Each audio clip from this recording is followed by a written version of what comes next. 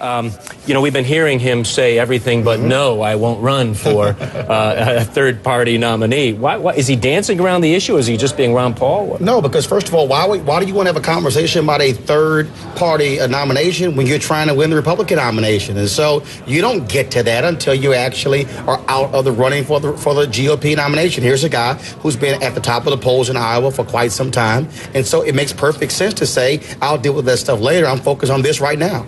You know, what's interesting about Ron Paul supporters is they are Ron Paul supporters not looking for anybody else. And I'm wondering if he does get out of this race eventually, not now, not through South Carolina, do they go anywhere or do they just stay home? Well, first of all, we really don't know. I mean, look, there are folks who obviously support him.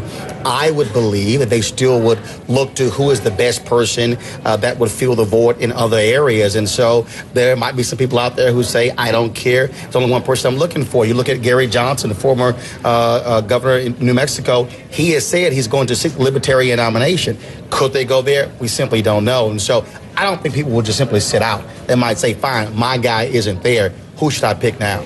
Let's talk about Iowa big picture. Small state, getting a lot of attention. Does it really matter? Iowa does matter, but it's one of 50 states. You know, frankly, I'm sick and tired of these media people acting like, oh, if you lose Iowa, you should drop out of the race. That's it. No, I think it is offensive if you live in Georgia and Tennessee and South Carolina and Nevada and California and Washington State and Oregon and the rest of the states, and somehow you don't get an opportunity to choose a nominee. You have to get nearly 1,200 delegates to win the GOP nomination. I think it will be idiotic for any candidate to drop out of this campaign after what takes place tomorrow night. You don't know what's going to happen in New Hampshire or in South Carolina or in Nevada or in Florida. This is why you must have a national campaign, and we've got to stop this nonsense of putting all this emphasis on one state when there are 49 other states and Americans who live in those states and Republicans who live in those states who should have the right to choose their nominee, not just the people in a couple of states. All right, let me ask you real quick about Romney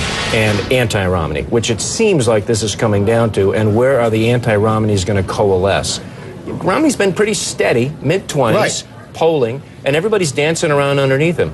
At some point, do all of those people get together and say, you know what, we just don't want you, Mitt Romney? Well, first of all, I do believe that this campaign will go through March, April, May, because of that strong anti-Romney sentiment. I believe those people, first of all, have money, and they might keep a Santorum and a Perry in the race beyond the first 4 states. And so I'm not buying this other media talk that after the first 2 states, if he wins them, everybody else drops by the wayside. He is going to have to earn this nomination the same way then Senator Obama had to earn the nomination against Senator Clinton in 2008. All right, and you don't see anybody leaving after this race? No, I don't. And it doesn't make any sense for them to leave. I think Tim Pawlenty right now is regretting the fact that he dropped out of the race. We keep saying convention of wisdom, you need the money. Right. Guess what? If you don't like Romney, somebody will open their checkbook if you stay in the race. All right. Thanks a lot, Roland. We'll see you all through the next 2 days.